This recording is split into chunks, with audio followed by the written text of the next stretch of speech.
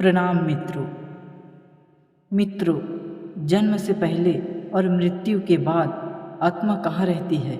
मित्रों, जैसा कि हम सभी जानते हैं कि हमारे शरीर नश्वर है और यह बार बार जन्म और मृत्यु को प्राप्त होता रहता है, लेकिन मरता सिर्फ हमारा शरीर ही है। इसके अंदर रहने वाली आत्मा को कुछ नहीं होता। वह शरीर की मृत्यु के बाद वह आत्मा एक शरीर से लेकर दूसरे शरीर में प्रवेश करते रहता है और यह सिलसिला चलते रहता है। मगर आज हम लोग जानेंगे कि मनुष्य के जन्म से पहले और मृत्यु के बाद आत्मा कहाँ जाती है, क्या करती है, इन्हीं सब के बारे में जानेंगे, जिसका वर्णन हिंदू धर्म के 18 पुराणों में से एक गरुड़ पुराण में दिया गया है। और मित्रों, आप हमारे वीडियो को तो देखते हैं लेकिन हमारे चैनल को सब्सक्राइब नहीं करते। हमारे चैनल को सब्सक्राइब कर लिया करो मित्रों, तो आने वाले समय में आपको और नए नए वीडियो देखने को मिल सके। तो हमारे चैनल को याद से सब्सक्राइब कर लेना मित्रों। तो चलिए शुरू करते हैं। गरुड़ पुराण में वर्णित कथा के अनुसार जैसे ही एक आत्मा अपना शरीर त्याग करता है तो उस आत्मा को परलोक ले जाने के लिए यम का दूत पहले से ही वहाँ मौजूद होता है, जिन्हें उन यमदूतों को देखकर अच्छे कर्म करने वाले व्यक्ति का आत्मा बड़ी ही आसानी के साथ उनके साथ चल देते हैं। लेकिन बुरे कर्म करने वाले की आत्मा को यमदूत द्वारा जबरदस्ती खींच कर ले जाया जाता है, जिसके बाद उन यमदूतों द्वारा आत्माओं को ले जाकर यमराज के सामने उपस्थित करते हैं, जहाँ पर उन आत्माओं द्वारा जीवन में किए गए अच्छे बुरे कर्मों का हिसाब देते हैं और 24 घंटों तक वह आत्मा यमलोक में ही रहती है।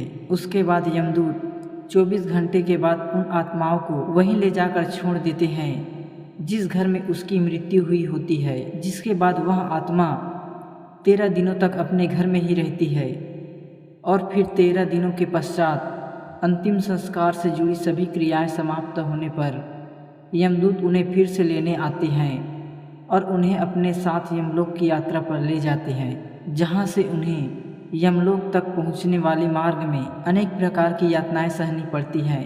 अगर मरने वाले की आत्मा पुण्य आत्मा हो तो वह बहुत ही आसानी से यमलोक के मार्ग को पार कर जाते हैं, और वहीं कोई दुराचारी एवं पापी आत्मा हो तो उन्हें यमलोक के मार्ग में बहुत अधिक कष्टों का सामना करना पड़ता है, जिसमें यमलोक के मार्ग में वैतरणी नदी भी आती है, जहां बुरी आत्माओं को इन नदी से होकर गुजरनी पड़ती है और ऐसा नहीं करने पर उन्हें यमदूतों के द्वारा प्रताड़ित किया जाता है। 17 दिनों के बाद इस भयानक मार्ग से यात्रा करने पर 18वें दिन यमदूत उन आत्माओं को लेकर यमलोक पहुँचते हैं।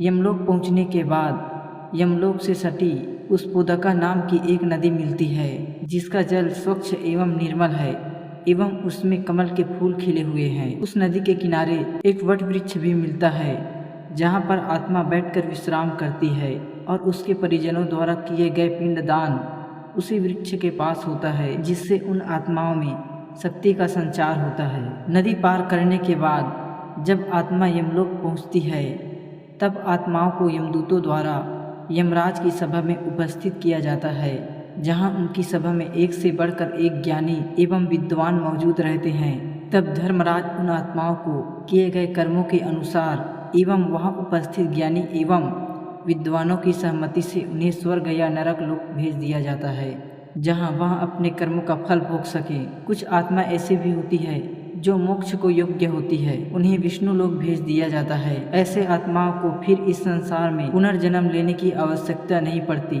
स्वर्ग गए हुए आत्मा देवताओं के जैसे शरीर प्राप्त करके अपने कर्मों का फल भोगते हैं, और नरक में वास करने वाले आत्माओं को भी एक दिव्य शरीर मिलता है जिसकी मृत्यु नहीं होती है, परंतु उन्हें इस शरीर में उन्हें नरक में मिलने वाली कष्ट एवं पीड़ा सहनी पड़ती है। स्वर्ग या नरक में गए हुए आत्माओं के जब कर्म फल का भोग पूरा हो जाते हैं तो फिर उन्हें पृथ्वीलोक पर आकर पुनः जन्म मृत्यु के चक्र में उलझना पड़ता है। स्वर्ग में गए हुए आत्मा फिर से मनुष्य योनि में जन्म लेकर अपना कर्म करने लगते हैं। नरक में रहने वाली बुरी आत्मा अपने कर्मों का फल भोगकर फिर से पृथ्वीलोक पर आकर पशु पक्षियों पेड़ पौधे एवं 84 लाख योनियों में भटकने के बाद तब फिर उन्हें सकाम कर्म एवं मोक्ष प्राप्त करने के लिए मानव शरीर प्राप्त होता है।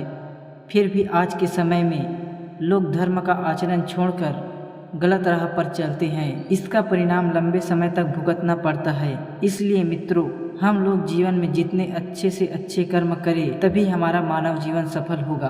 तो मित्रों, अगर ये वीडियो आपको पसंद आए तो हमारे वीडियो को लाइक और चैनल को सब्सक्राइब करना ना भूलें। धन्यवाद।